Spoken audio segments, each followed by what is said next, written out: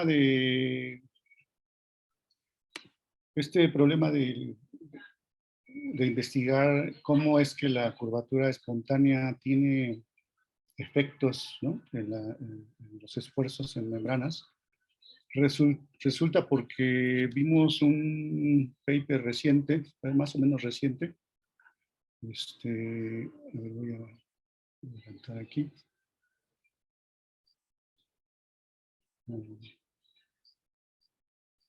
Creo que son estos dos.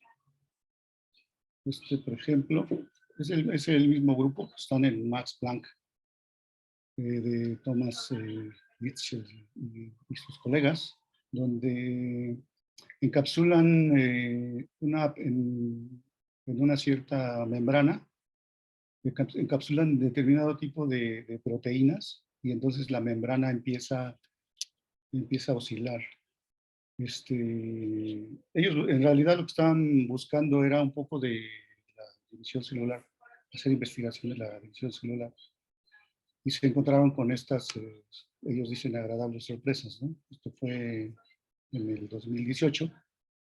Entonces, el tipo de proteínas que utilizan, parece que, lo que es específico en estas es que se puede medir muy bien la curvatura espontánea de estas proteínas. Ahora les digo un poquito eso. ¿No? Déjenme motivar un poquito esta parte. Después, en el 2021, salió un paper, ¿no?, con algunos de los mismos autores, Petra Schwinn, entre ellos, pero esta vez ya un poco coordinados por Lipovsky, quien hizo la parte como teórica, ¿no? Y entonces ellos mencionan que van a estudiar el problema de oscilaciones de membranas usando el framework de elasticidad, y que puede ser entendido en términos de cambios de curvatura espontánea, ¿no?, que cambian con el tiempo. Entonces, y en este paper dan ellos, liderados por Lipovsky, que es el que maneja la parte teórica, dan ellos una explicación un poco de este fenómeno. Déjenme mostrarles, a ver si puedo, un videito donde se ve un poco de eso, de lo que, a ver si, aquí. Está sacado de esos papers que les mencioné, en donde dicen, tienen estas películas donde se puede ver la oscilación de la membrana, cómo abre y tiene un cuello, se forma un cuello, y abre y cierra el cuello. Entonces, ellos pueden controlar la oscilación, haciendo que estas proteínas que le llaman Lin, Mingi, se peguen a la membrana, o no se peguen, etcétera, y entonces pueden hacer que oscile la membrana con esta curvatura espontánea. Entonces, más bien aquí es muy en el laboratorio, y pueden controlar todo el fenómeno. Antonio, perdón, Sí, el video no se ve. no se ve el video. No. No se ve. Vale. Bueno. Yo pensé que... Quizás solo estás compartiendo la pantalla de la presentación. Oh, sí es cierto.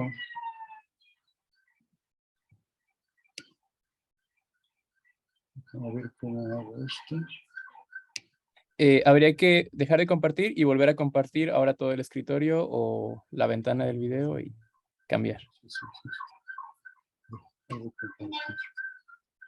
Ahí dejé de compartir, ¿verdad? Sí. Ok, ahora voy a abrir primero abro esto, ¿vale? Luego otra vez voy a...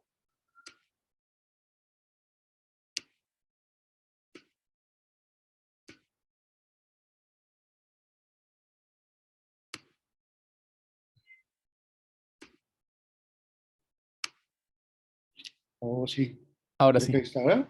Oh, gracias, Ricardo, por avisarme. No me estaba dando cuenta. Perdón. Entonces les decía que, miren, aquí está un videito de este trabajo. Ahí decirlo tengo un momento.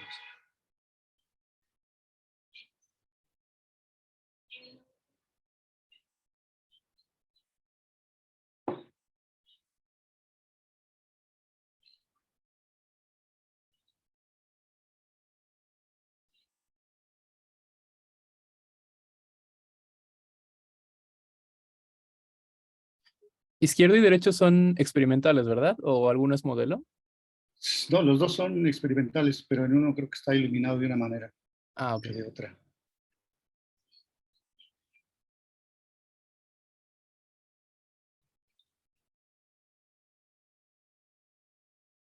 O en otro perfil incluso, ¿no? Pero se ve muy claramente, muy bonito, cómo es que las proteínas, ¿no? Bueno, ahora sí ya se ve. Entonces me regreso a...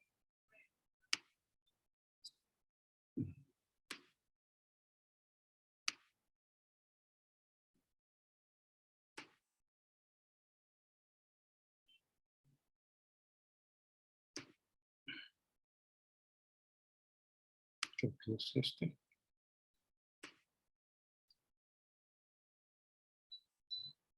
¿Ya se ve? ¿O es otra vez el video? Estoy perdido. Aquí estamos viendo No, todo tu escuché completo. escritorio. Ujú. Entonces, de momento vemos la ventana del video. Ah, vale.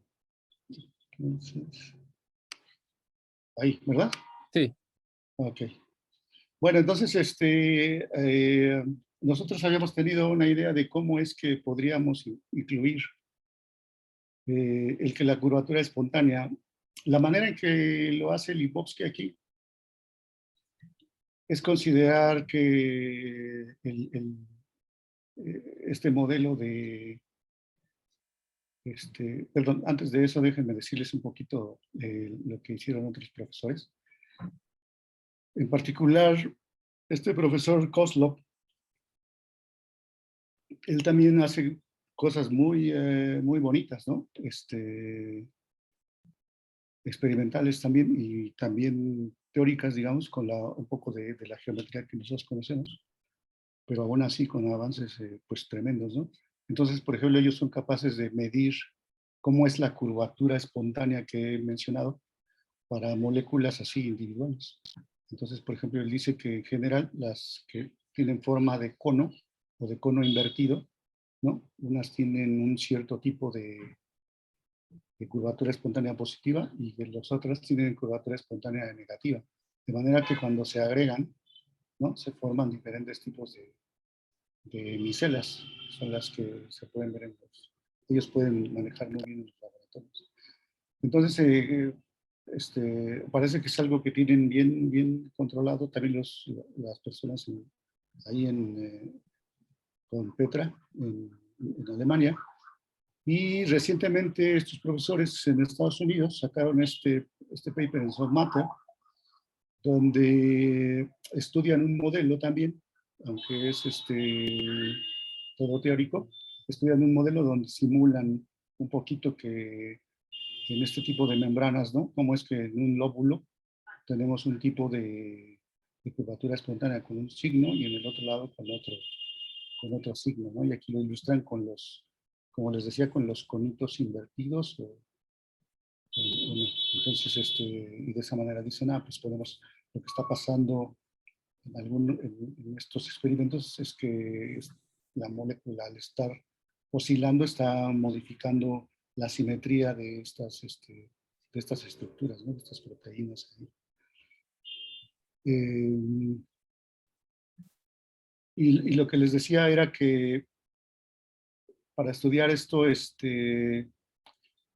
lo que se ha utilizado y ha tenido mucho éxito desde la época de Helmholtz es este modelo, esta energía. Recientemente hay algunas revisiones de estos trabajos muy bonitos, en particular el de Marcus Besserner, el de Randall Henning también, y más reciente el de Gemma de Pablo. Y bueno, aquí, como sabemos, en México tenemos el liderazgo de Yemal en esta que hizo mucho trabajo también con Ricardo. De hecho, el paper todo debe ser no está motivado pues, por el trabajo de ellos, ¿no? Entonces, y este es el que, esta es la energía, digamos, que se ha estudiado en este contexto. Se llama la energía de Helmholtz porque fue propuesta por este profesor alemán, Helmholtz, y creo que paralelamente por Kahn, para estudiar estas estructuras, la forma de estas membranas. Parece ser que a nivel macroscópico entrega los resultados esperados, ¿no? Para muchas de estas membranas celulares biológicas. Entonces, la propuesta es que la energía consiste en una parte que es proporcional al cuadrado de la curvatura, ¿no? Disminuida por esta K0, que es lo que les estaba comentando, que es la curvatura espontánea. Entonces, esta curvatura espontánea, pues es como que la curvatura preferida que la membrana toma de manera espontánea, ¿no? Por eso es entonces, dependiendo de las simetrías o asimetrías de las moléculas ahí a nivel microscópico, entonces las moléculas van a querer curvarse de tal manera para formar estas estructuras. Entonces, hay un coeficiente aquí de rigidez. Y esta curvatura está sumada sobre toda el área de la membrana. Este es el elemento diferencial de la membrana. También hay una tensión superficial, una energía por unidad de área, ¿no? ¿Hay una pregunta Sí. del público por ahí? Sí, una pregunta. ¿Esta curvatura espontánea es un término que se mete, por así decirlo, a mano, dependiendo de la membrana que se desea analizar? O sea, hay algunas estructuras, por así decirlo, bueno, por algunas formas clásicas, por así decirlo, de la curvatura espontánea, o es algo más. Bueno, hasta donde yo entiendo, Ujú. el profesor Helfrich lo metió a mano, digamos, ¿no? Para decir, miren, lo que pasa es que la membrana tiene estas propiedades asimétricas. O sea, la membrana está formada por una bicapa, entonces del lado Ujú. interno, por ejemplo, puede tener una estructura y del lado externo otra estructura. O puede haber una proteína en una parte de la membrana y en otra parte no. Entonces, para tomar ese tipo de asimetrías, él introduce a mano esta K0, ¿no? Pero es como un fenomenológico, digamos, por su experiencia que él tuvo con otras estructuras, pero recientemente lo que se hace, bueno, de hecho, precisamente a eso iba, en el sentido de que lo que se ha hecho, casi todos los trabajos que se han hecho es considerar que la K0 es constante. Entonces aparecen estructuras en estas membranas de determinadas formas, si es positivo o si es negativo, ¿no? Entonces, por ejemplo, si es negativo, se conoce que se produce una invaginación, se meten, las estructuras crean, digamos, una parte de la vesícula se mete en la otra, etcétera, ¿no? Aquí sale, y se pueden estudiar, pues, si K0 es positivo o negativo, y ya se ve, se checa con algunas formas reales, ¿no? Digamos, pero no se sabe, es decir, hasta recientemente lo que he estudiado con estos profesores Kozlov y ellos es que pueden medir la curvatura espontánea de determinadas moléculas que pueden ser positiva o negativa, ¿no? Que son conos o anticonos, es lo que mencionaba. ¿Vale?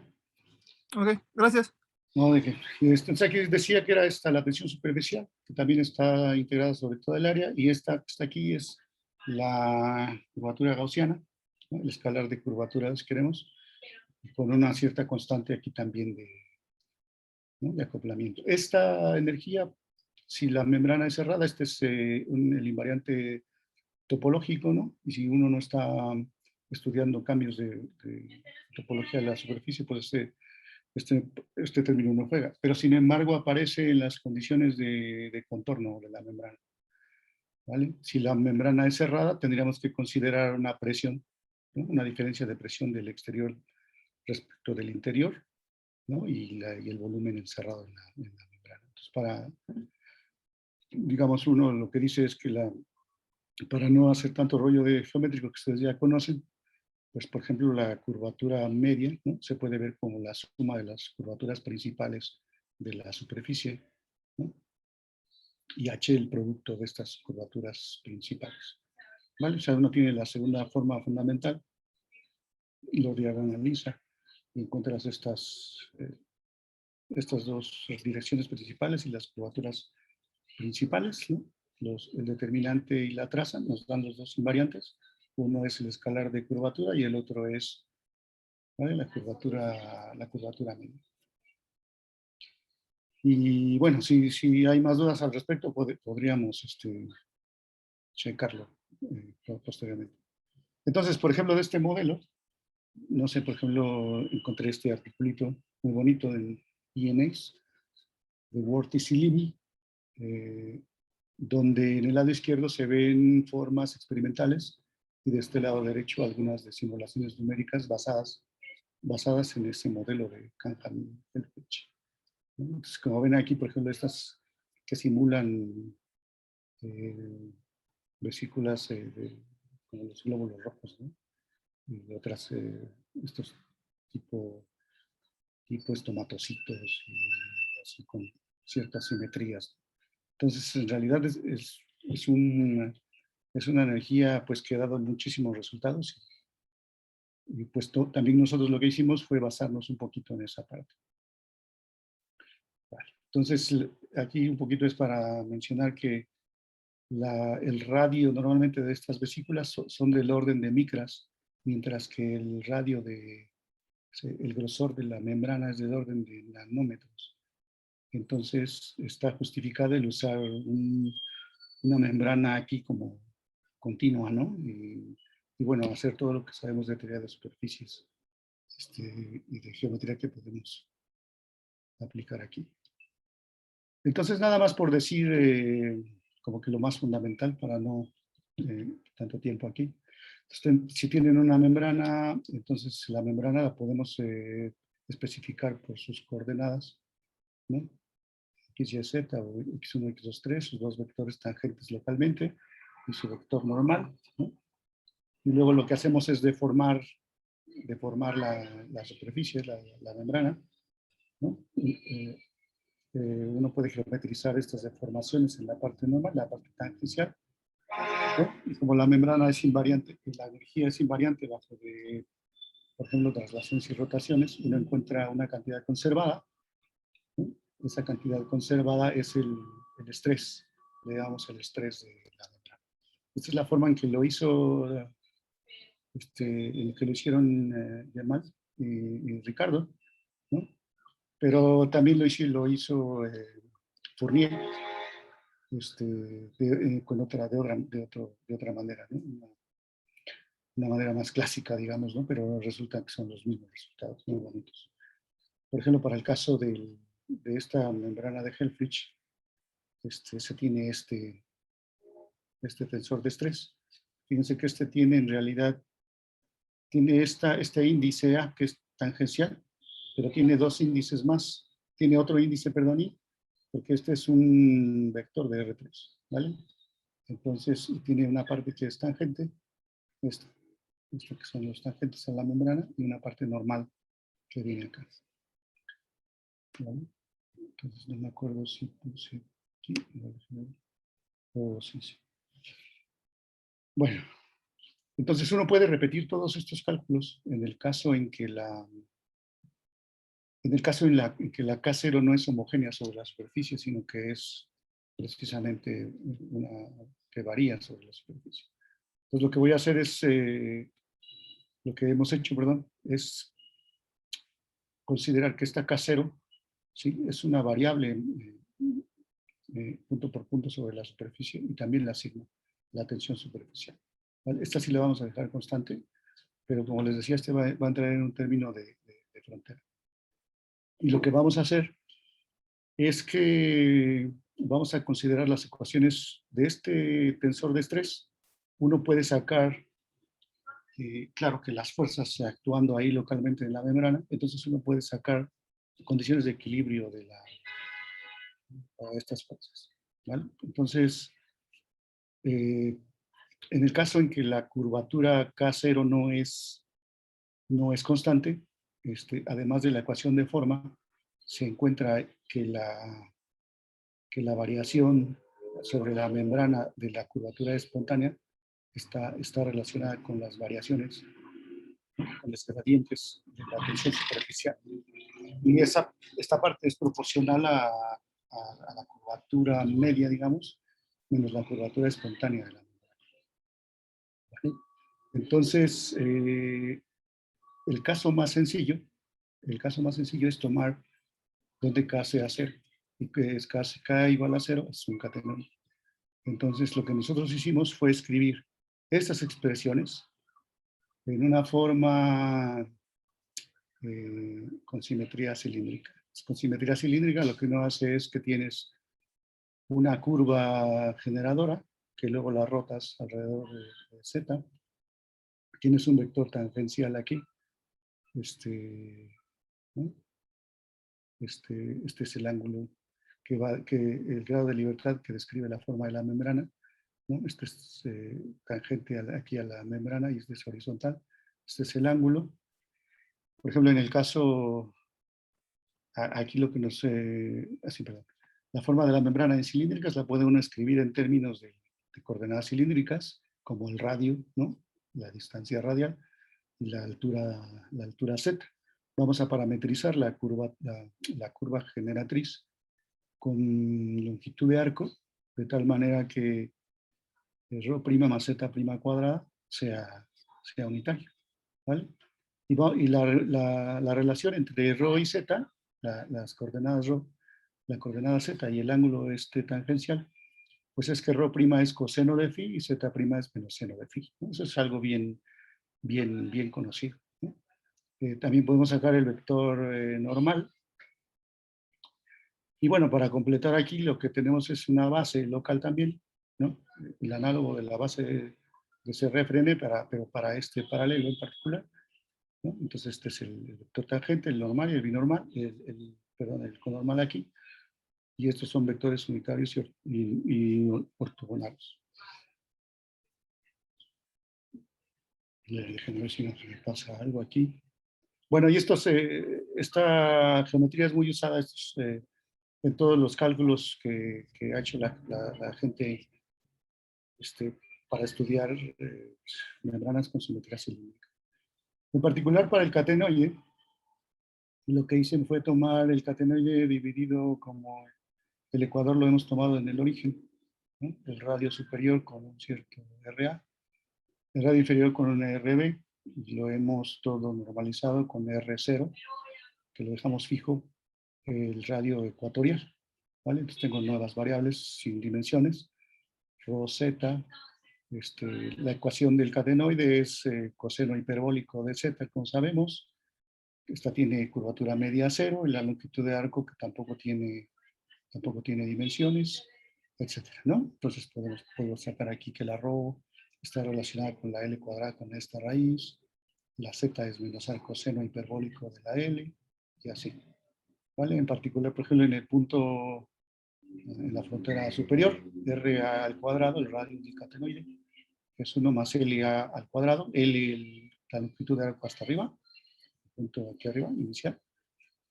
En el ecuador estamos tomando L igual a 0, ¿no?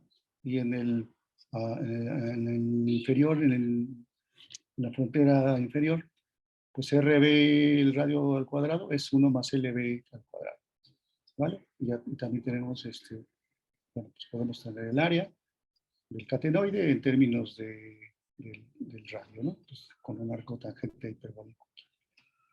¿Vale? Pues estas son como que lo básico que uno usa para escribir las ecuaciones que mostré hace un momento de forma de la membrana. Entonces aquí obtenemos K y la curvatura gaussiana, por ejemplo, es 1 entre R a la potencia 4, arriba, ¿no? Etcétera, ¿no? Como decía, la curvatura media siempre sale 0. Pues cuando uno hace el balance axial y radial, encuentra estas ecuaciones. O sea, ya la curvatura media es 0, entonces la única variable que queda es la curvatura espontánea en términos de las derivadas respecto a la longitud de arco sin dimensiones. Esta acá viene de la curvatura gaussiana en la frontera arriba del disco superior, ¿vale?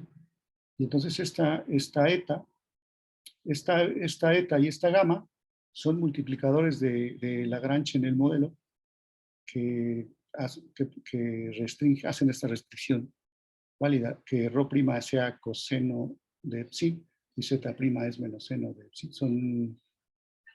Estas son restricciones no holonómicas, digamos, ¿no? Pero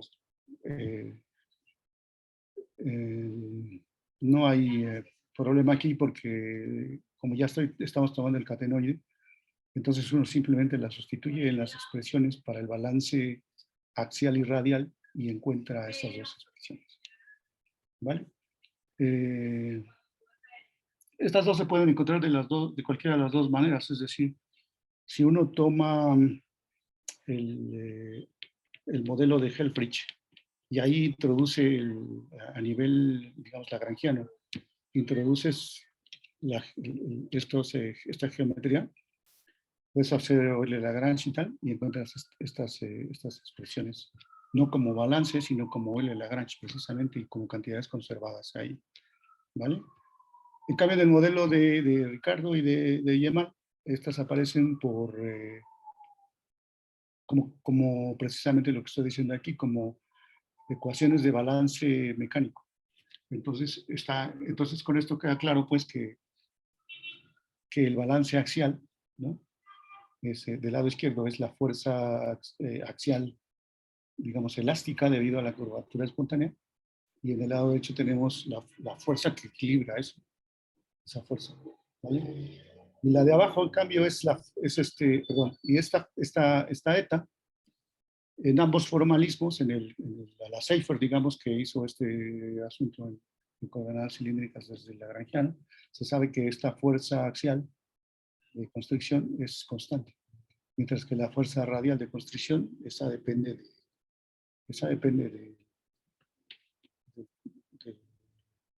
del parámetro L, del paralelo correspondiente. Más o menos es fácil de ver porque esta eta debe ser constante para cualquier, ¿no?, altura que tomes del catenoide, sin variante bajo eso. En cambio de aquí, la gamma sí está variando conforme vas moviéndote con cada paralelo. Entonces, pero miren aquí, como esta es constante, entonces podemos simplemente resolver esta ecuación, la ecuación de balance axial, ¿no? Entonces, cuando hacemos eso, aquí, perdón, todo lo he tomado en variables adimensionales, es decir, que lo hemos puesto en términos del radio del ecuador, ¿no? Incluso esta curvatura K, aquí lambda lo hemos definido como, este es el parámetro de rigidez y este es el parámetro que acompaña el término de curvatura gaussiana, el invariante topológico. Cuando hacemos eso, podemos resolver la ecuación 7a, que sale muy rápido esto. Entonces encontramos que esta es la solución. Aquí hay esta C, es una constante de integración. Esta mu, la he renombrado porque aquí hay que hacer un poco de álgebra aquí. Al hacerlo, naturalmente sale que lo debemos llamar lambda por eta, lambda, acuérdense, el cociente entre estos parámetros de rigidez. Y esta S, esta función, es esta función, es analítica. Entonces, la distribución en el catenoide es esta, es un arco tangente hiperbólico, salvo condiciones de frontera, ¿no? Y este término que viene de la curvatura gaussiana de la frontera norte. Y otra vez, con C rayita arriba, estoy denotando el lambda con C aquí. Este C es importante porque sobre la frontera tenemos que poner que la curvatura espontánea, tanto arriba como abajo, sea inversamente proporcional al cuadrado del radio ahí. Entonces arriba y abajo equivalen los dos radios, Entonces, cuando lo pongo aquí, nos da dos ecuaciones, ¿no? Simplemente, y las resolvemos para mu y para c. ¿Vale? Por ejemplo, la c nos queda esta expresión. Pues Antonio, no me quedó claro en la cómo cambian las ecuaciones de Euler-Lagrange cuando estás considerando que la curvatura espontánea depende de las coordenadas, ¿no? Sí, Entonces sí. aquí, ¿cómo cambian las ecuaciones de Euler-Lagrange? Aquí estás suponiendo que quieres encontrar cuál sería la curvatura espontánea si el catenoide es una solución. Sí, sí. Si se comprobó no me quedó claro si se comprobó o si está dado que el catenoide es una solución de las Vale, ecuaciones vale, de vale. Euler-Lagrange modificadas. Vale, vale, vale. Cuando pones el catenoide aquí, Sí, sí es si pongo solución. si pones el catenoide aquí, entonces te queda una ecuación, pero para K0. Ajá. Entonces, al resolver la ecuación para K0, entonces al mismo tiempo te da la forma del catenoide. ¿Y con P igual a 0 también? Claro, claro, con P igual a 0. Sí, sí, claro. Este no juega ahí, porque pues es abierta el Ajá. catenoide. Ok, entonces, el que estás tratando de encontrar es si, o sea, suponiendo que el catenoide es una solución, tratar de determinar cuál sería tu... ¿Cuál es la distribución de Pues, K0 sobre ese? Sí, ok. exactamente. Ok. Estas Sí, gracias. ecuaciones que mencionas, estas, pueden salir desde Lagrangiano a la Lagrange de Seifer, el paper de una aclaración, creo que se llama, ¿no? Clarification, por ejemplo, de ese mecanismo o la forma en que lo sacaron Yemal y Ricardo con las fuerzas. Entonces yo lo saqué de las dos maneras, aunque todavía pero se puede verificar, no hay problema en eso. Entonces, vale. Entonces nos quedan estas condiciones ahora para que K0 sea solución del catenoide, ¿no? Y entonces simplemente hay que resolver esta expresión con estas condiciones de frontera mencionadas. Entonces aquí, al poner las dos condiciones en la frontera, vamos a tener estas dos ecuaciones con mu y c incógnitas. Entonces, cuando, por ejemplo, encuentro c de esta manera, donde acuérdense, esta S viene dado en términos de la L, pero lo puedes, en particular, para encontrar C, lo evalúas en la superficie, en el radio, en los dos radios, ¿no? Entonces, resulta que es esta expresión, que es muy bonita, ¿no? Porque tiene una forma antisimétrica, por ejemplo, y esta función también contiene esta función I, que está en el denominador, tiene esta función S, este arco tangente hiperbólico y en 1 menos S, arco tangente hiperbólico, ¿no? Entonces, la relevancia de esta C viene del hecho de que si evaluamos en L igual a 0, esta expresión, la 7b, ¿no? Haciendo ahí el álgebra un poquito, encontramos que esta C, que aparece, que hemos encontrado aquí, pues es nada menos que la fuerza de constricción en el cuello del catenoide. ¿Vale? Entonces, pues por ejemplo, no se conocía esa fuerza para cómo es que la fuerza sobre el catenoide actúa, y menos se conocía cómo es que cierra o abre el catenoide, ¿no?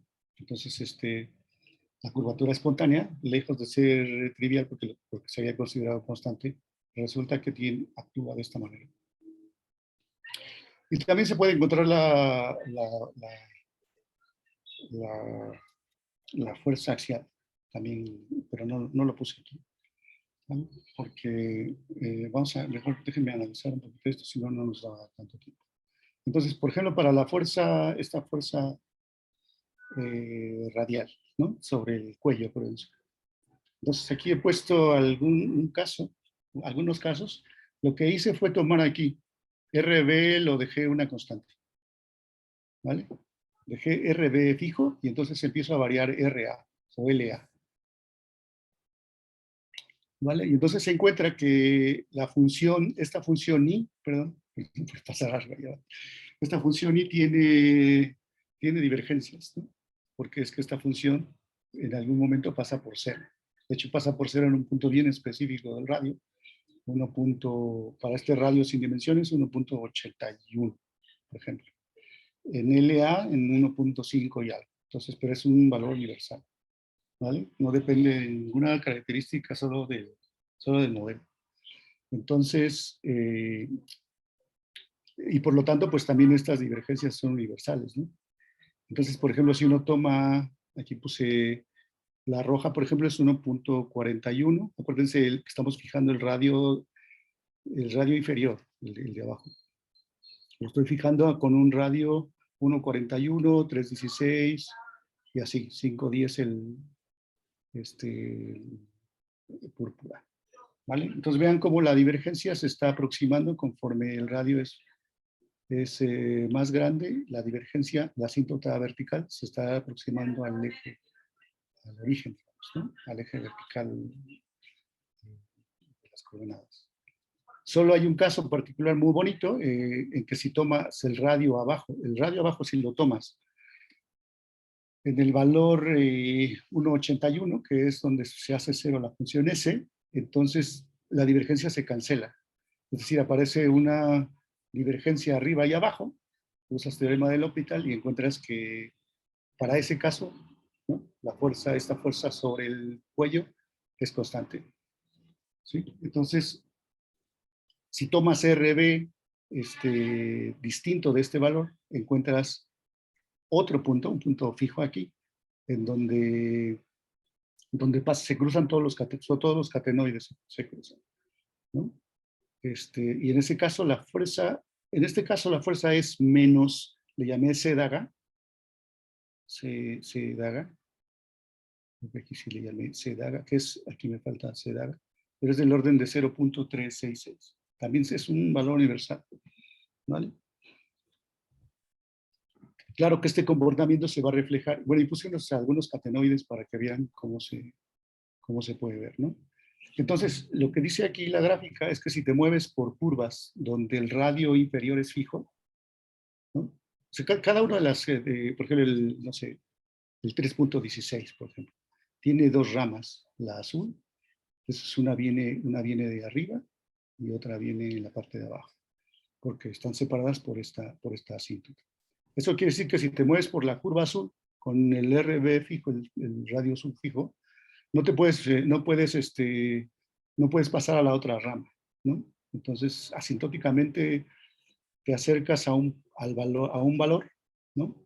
Pero no puedes cruzar, porque energéticamente hay esa divergencia, ¿vale? Entonces, claro que para hacerlo tendrías que tomar un camino que no sea de RB constante, ¿sí? Pero entonces, eso es un resultado muy interesante.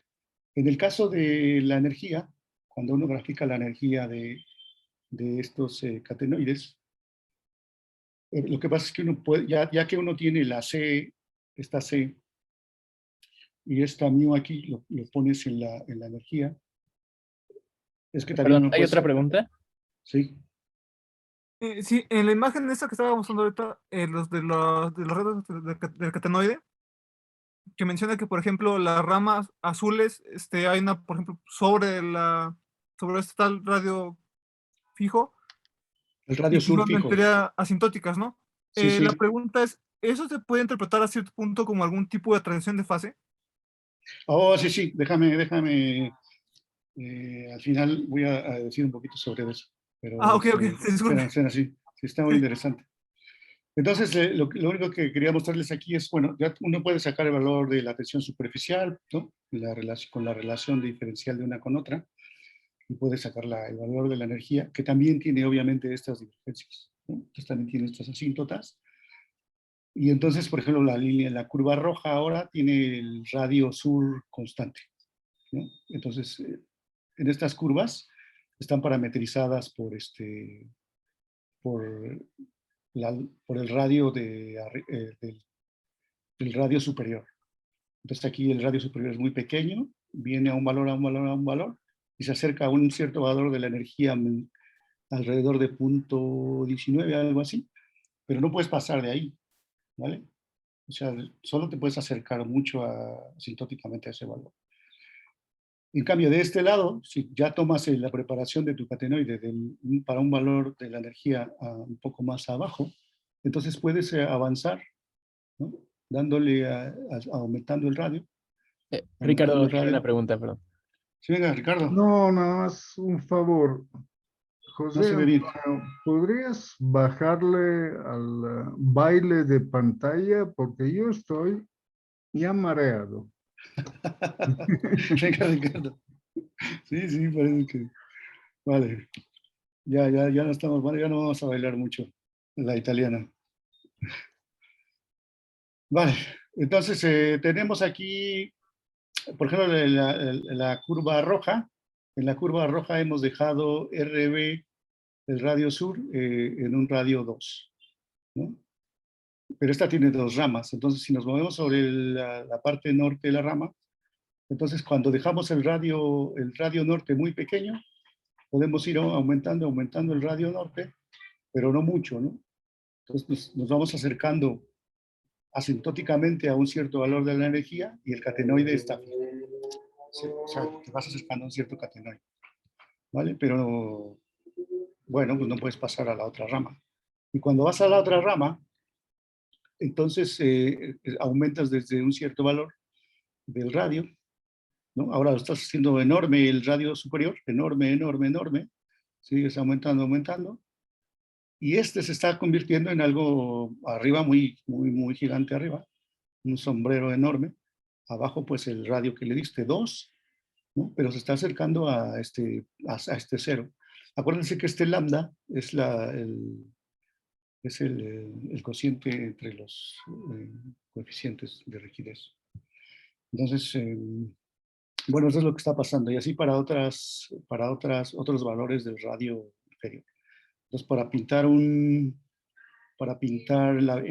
este cuadro que dibujé aquí una ventanita, ¿no? Lo hice más grande acá para que vieran cómo es el comportamiento en una figurita, digamos, para que vean cómo se comporta. Entonces tomé la línea, por ejemplo, la línea negra. La línea negra es de 10, ¿no? El radio fijo es el inferior, es 10. Entonces empezamos a aumentar el radio, ahora el radio norte, la energía está escalada, va disminuyendo, disminuyendo, disminuyendo, llega a este punto. En este punto, pues, se vuelve simétrico porque, bueno, ahora les comento, se vuelve simétrico en este punto, y es muy cerrado el catenoide. O sea, esto realmente aquí, cuando le estamos dando en este valor de la energía, es posible que aquí nos estemos acercando al valor donde la membrana, en la división celular, se esté aproximando a esa división precisamente, ¿no? de los dos lóbulos. Y así, aquí tenemos otra de las ramas azules que he fijado y aquí otra de las ramas rojas, ¿no? Sobre C igual a 0, o sea, esta línea vertical que corresponde a esta. C igual a 0 quiere decir que sobre el cuello, exactamente a la mitad del catenoide, en el centro, en el ecuador del catenoide, la fuerza constrictiva es 0. ¿Vale? Y en ese punto, en esta región, ¿sí? los catenoides evolucionan de tal manera que son simétricos. Por eso puse aquí, en esta parte de aquí arriba, pues el catenoide es muy cilíndrico, digamos, ¿no? Mientras que en la parte de muy abajo, el catenoide ya está muy, muy apachurrado, ¿no? Y el área aquí está disminuyendo muy rápido hasta su valor límite, que es 1. ¿Vale? Sobre lo que preguntaba, perdón, no supe tu nombre. Sobre la transición de fase, Alejandro. Cuando hacemos eso, por ejemplo, aquí me fijé en el catenoide que es simétrico.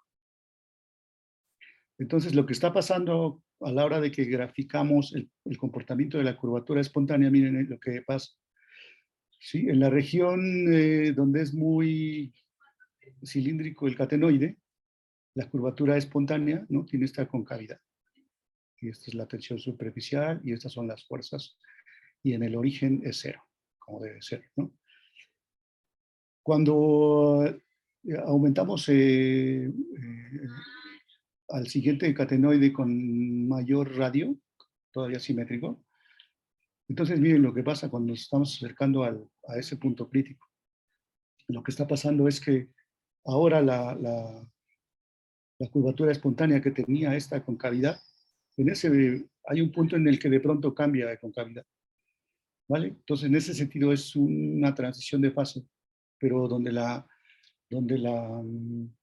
digamos, el parámetro de orden es la curvatura espontánea como un campo escalar aquí, ¿no? Entonces tiene una concavidad y luego tiene otra concavidad, aunque no lo he podido identificar así más precisamente, ¿no? Pero sí tiene este cambio como si fuera una transición de fase de primer orden, ¿no? Y ya cuando es muy simétrico y como muy cerrado el cuello del catenoide, entonces ya otra vez claro, ya tiene una energía muy bajita y entonces también se manifiesta en la curvatura espontánea, que todavía es simétrica, pero es muy pequeña, ¿no? Aunque pasa de una parte positiva a una negativa y la tensión superficial es prácticamente 0. ¿no? Este es para el caso que tenemos una transición simétrica, pero si tuviéramos una transición asimétrica, entonces la curvatura espontánea tiene un comportamiento así también, asimétrico. Entonces, por ejemplo, en este caso, donde arriba es más pequeño que abajo el cuello, el radio, ¿no? Tenemos este comportamiento de la curvatura espontánea, ¿no? Aquí, este es otro momento, ¿no? Y entonces miren cómo pasa, aquí, perdón, permaneció con cavidad hacia arriba, ¿no? Aunque se hace gigantesco, como pueden ver aquí, los valores son gigantescos. Para acercarse a este catenoide es gigantesco. La fuerza que hay que emplear, tanto la fuerza axial como la otra fuerza radial. Y en la otra rama del catenoide, pues ya tenemos ahora la transición que mencionaba de la curvatura espontánea, donde ahora es cóncava hacia abajo. Y bueno, el comportamiento de la tensión superficial. Y claro, cuando uno pasa de C, a ver, voy a mover aquí con cuidado. Claro, cuando uno pasa en esta región, a ver, déjame ver, si cuando uno pasa de un lado de una rama al otro lado de C, pues la fuerza también cambia de ser radialmente en el cuello, de ser hacia adentro, cambia a ir hacia afuera. Entonces, es otra de las manifestaciones de esa aparente transición de fase que, bueno, pues todavía en realidad no lo hemos estudiado tanto. Pero, bueno, pues primero tendríamos que... Este es todavía trabajo en proceso, pero casi lo tenemos pulido y terminado. Entonces,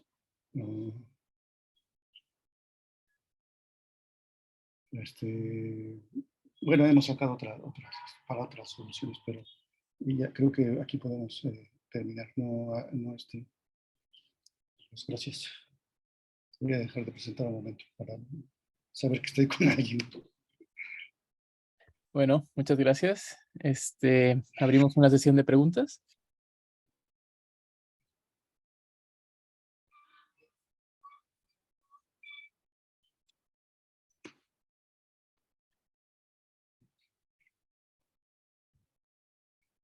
Perdón, sí me escuchan, ¿verdad? Pues yo sí. Sí, una pregunta, José Antonio. Venga, Ricardo. Muy sencilla. Si la curvatura espontánea varía a lo largo entonces la membrana no es homogénea. Exacto. ¿Y por qué las otras constantes se quedan constantes? Bueno, acá lo que consideré era que la tensión superficial también es inhomogénea. Cuando También sí, también. Entonces, cuando uno hace eso, los gradientes de la tensión superficial están relacionados con los gradientes de K0. Ah, Sí, sí. entonces Pero pues se me me enfoqué, escapó. sí, me enfoqué en la parte de la curvatura espontánea. Sí, sí. ¿Y esto cómo se aplica en el caso del modelo Area Difference de Svettina-Zex? Este es un, o sea, en ese caso lo que hacen es tomar, de hecho es una buena pregunta que no he explorado, Mm, pero sería interesante porque, porque el término ese término que mencionan se reduce a curvatura espontánea también. Sí. Entonces, no, es como un término casi no local. sí. En, Estaría muy bonito saber cómo está relacionado este cálculo, porque cuando tomas curvatura tal vez constante, le podemos preguntar a un experto que tenemos aquí, a Pablo. vale, Sí, no, más bien con constricción global, ¿no? O sea, sobre todo localmente con la variación no se ve, no creo que se pueda hacer, así más bien. Con cantidades, la cantidad global, ¿no? O sea, la diferencia de la curvatura media, ¿no? Minimizando se pone la construcción sobre la curvatura media.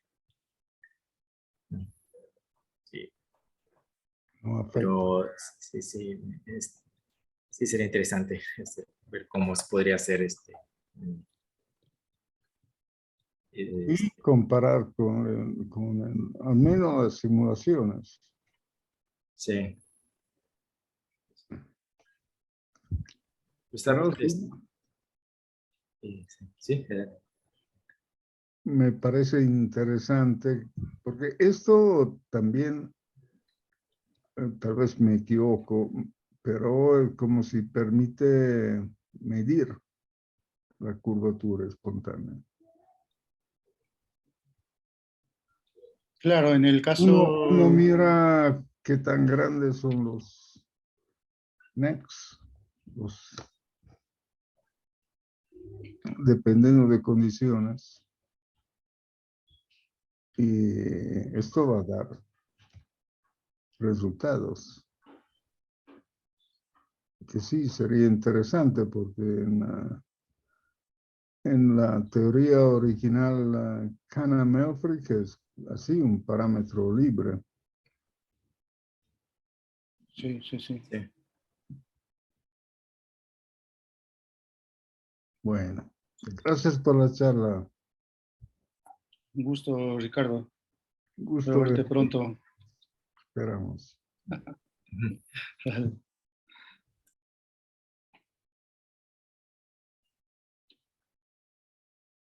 Ah, hay una pregunta en el chat. Sí, a ver, sí. No sé si tienes audio, Adair, si gustas preguntar directamente.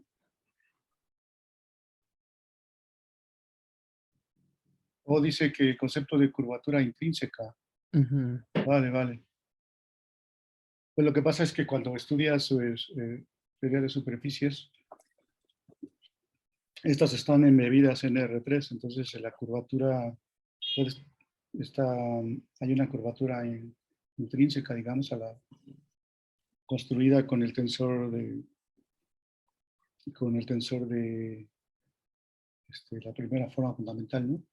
El GAB, digamos, y con los Christoffel asociados, ¿no? Te da el tensor de Riemann y la curvatura tal. No tienes una curvatura, digamos, que se ve desde el exterior, como si, ¿no?, dieras otra dimensión, y entonces encuentras que estas dos curvaturas, la curvatura extrínseca y la intrínseca, están relacionadas por las ecuaciones de Gauss, Lazzi, Mainardi, que es el tema de los cursos de geometría. Es algo muy interesante y bonito. Muchas gracias por la pregunta. Gracias, gracias. Yo tengo una, igual, desde la ignorancia, no sé exactamente del área. Quisiera entender, conectando un poco con la física de lo que pasa con las proteínas del video original. O sea, entiendo que esta energía de Halfrich de alguna Halfrich, forma sí. modela la parte geométrica, pero no debería haber un término que tome en cuenta las contribuciones, por ejemplo, yo que sé, de las interacciones electromagnéticas de los iones, o sea, en la... Sí, sí, sí. De hecho, este es como el modelo mínimo en ese Ajá. sentido. Pero hay otras teorías, ¿no?, que ha trabajado, no sé, por ejemplo, de Cerro en simulaciones numéricas, donde ponen alrededor de la membrana iones, ¿no? Ujú. Y entonces la acoplan con una ecuación de Boltzmann y así. Sí, sí. Porque precisamente las membranas lipídicas son los iones, o sea, la orientación es lo que da esta dinámica, ¿no? De Sí, sí, contracción. aunque sí, lo que te comentaba era que este es un modelo como efectivo mínimo. Modelo efectivo mínimo. Sí, sí, y por eso el éxito que ha tenido, porque pues con tan poquito, digamos, se ha podido explicar tanta cosa, ¿no? Que Ujú. tantos resultados, sobre todo sobre la elasticidad y las fuerzas de membrana, ¿no? Claro. Bueno, y otro punto un poco relacionado con esto, digamos, en el video también, esta contracción o esta formación de los cuellos ocurre como a lo largo del tiempo, ¿no? Y aquí entiendo que la geometría está tomada directamente en un espacio euclídeo, no hay información del tiempo como tal. O sea, estas Sí, transiciones son a lo largo de parámetros, sí, claro, no hemos puesto la parte temporal, pero eh, digamos que si uno grafica la energía, es que no lo puse aquí, pero si grafica la energía del, esa que escribí en términos de L, del parámetro de longitud de arco, entonces hay una parte que es armónica, por ejemplo. Es muy parecido Ah, como a un oscilador armónico. ya. Entonces, aunque tú te das una idea de que puede haber oscilaciones entre dos configuraciones de catenomodales, ¿no? Sí, sí, sí, Aunque está muy bonito, sería muy bonito hacerlo también con una parte que dependa del tiempo. el tiempo. Gracias. No, gracias. ¿Más preguntas? Sí, yo Oye, José tengo una, Antonio. pues, No. Adelante, Pablo, adelante. sí. Lo que quería preguntar es cómo cambia el tensor de esfuerzos con esa contribución con esta diferencia con curvatura espontánea Oh, variable. sí, o Sí, sea, en porque, realidad, sí, sí, porque perdón. le digo, la fuerza que mencionas debería ser totalmente debido a eso, ¿no? Porque el catenoide no tiene fuerzas, ¿no? Solo el catenoide, ¿no? Entonces, la contribución, la fuerza de la que mencionas debe venir de esta contribución, ¿no? Entonces, debe introducir esfuerzos Sí, sí. Mira, esa viene, o sea, perdón, Ricardo, estoy buscando aquí el tensor. O sea, a nivel del tensor de estrés, donde aparece, aquí lo olvidé, pero es K menos K0. Entonces, en la ecuación de forma aparece en este laplaciano. Mira. ok. Ajá. Por ejemplo, si aquí pones K igual a 0, te queda Sí. el laplaciano de K0, olvida la P, igual a la curvatura gaussiana, porque todo este término es 0. Sí, sí. Ok. Ujú. Y entonces, pues en realidad lo que hicieron estos chicos, Rachmani, profesores, fue resolver numéricamente esta ecuación de Helmholtz, digamos. Esa es la manera en que entra el K0 no inhomogéneo en el estrés. Sí, Ok, sí, sí. Con gradientes de la nueva curvatura espontánea, de la sí, curvatura sí. espontánea variable. Sí. Exacta, solamente Ok. viene de ahí. Sí, sí. Ok. Sí. Correcto, sí. Gracias, José Antonio. Sí, no, gracias, Gracias. Pablo. Oye, José Antonio, Dime. una cuestión. En algún momento de tu descripción dijiste que la presión la hacía cero, ¿verdad? Sí, sí, sí. Sí, y quiero pensar que, bueno, la justificación es cuando pones la simulación y se van separando, se va dividiendo la vesícula, se ve que el volumen no es constante, ¿verdad? ¿Esa es la razón? Porque tengo entendido que la presión osmótica, bueno, se puede poner en la energía libre de Helfrich, como un multiplicador de Lagrange que acompaña a que el volumen sea constante. ¿O estoy No, ¿Erróneo? sí, no, está muy bien tu observación. Lo que pasa es que en esa región, cuando ya se está Ajá. aproximando a algo así, digamos, que ya se está cerrando mucho, en esta Ujú. región se han tomado mediciones de los radios, etcétera, la geometría aquí, y es muy catenoidal aquí, en esta zona. Ujú. Ajá. Entonces, lo que nosotros hicimos básicamente fue estudiar esa zona, y ya no nos fijamos en los lóbulos tanto superior o inferior, pero claro que lo que estamos ahora interesados es tomar incluso una presión, como dices, ¿no? Para checar la evolución completa. Claro que Oh, en ok. esta región, o sea, lo que pasa es que en esta región, como es catenoidal, debe caer en estos resultados que tenemos, la solución. Oh, ok. Oye, y bueno, y intuyo que de alguna manera el entorno, el fluido donde está esta membrana juega un papel importante, ¿no? ¿Estas simulaciones lo consideran? Eh, Relacionado con el caso de haber presión de tipo osmótico. sí, se ha hecho, ¿eh? Se ha hecho. Ahí, pues consideran ahí un Navier-Stokes, ¿no? Ajá.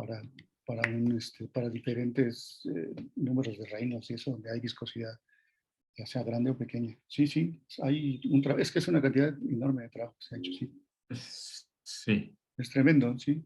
Nosotros pensamos que solo sabemos geometría, pero ellos saben todo, ¿no? Y aparte No, hacen no. las simulaciones numéricas y así. Es tremendo, sí. Bueno, pero bueno, vamos ahí poco a poco. Ok. Bueno, aprovecho porque veo en el chat que hay una pregunta y creo que les dio pena abrir el micrófono. Eso creo. Allí, el resultado con el radio 1.81, donde su gráfica es una constante, ¿se debe entender como que en ese caso no existe división celular? Esa es la pregunta que está en el chat. Oh, sí, voy a ir aquí. Eso es algo súper interesante que en realidad no hemos entendido muy bien la física, ¿eh?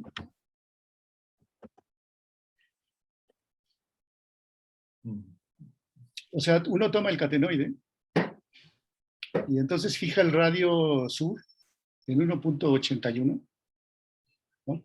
Y resulta que esta fuerza C del NEC, aunque hay singularidades arriba y abajo, estas se cancelan, las dos singularidades usando L'Hopital. Entonces resulta esto solo una constante. Entonces quiere decir que aquí no se, por ejemplo, empiezo aquí, con el radio sur es 1.81, ¿vale? Entonces empiezo a crecer el radio, o sea, 1.81 en realidad no es tan pequeño, digamos, ¿no? Es relativamente ahí cierto valor. Uno empieza a crecer el radio superior, mucho. Se hace enorme el radio superior, ¿no? Del estilo del que hay acá. Se hace enorme. Pero la fuerza en el ecuador en L igual a 0 no está cambiando. Pero sí está cambiando en el resto del catenoide. Solo es que en el L igual a 0 se mantiene constante y con un valor universal fijo. Entonces, por eso nos gustaría hacer el caso completo, ¿no? Para ver que en realidad, o sea, porque yo, por ejemplo, físicamente no entiendo bien qué está sucediendo ahí. Entonces todavía eso está por vislumbrarse ahí. Y otra vez repito, porque el modelo es el modelo mínimo de Helmholtz, ¿no?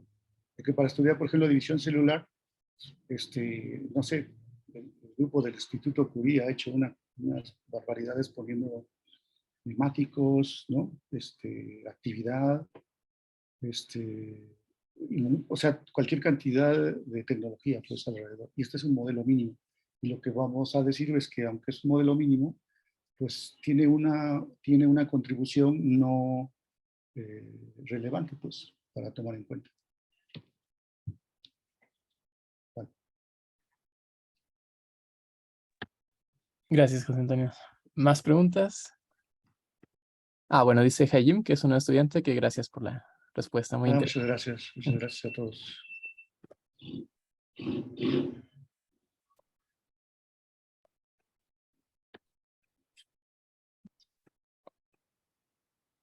Ok, si no hay más preguntas por parte del público, podemos ir cerrando. Muchas gracias, muy interesante la plática. Muy interesante. Muchas gracias.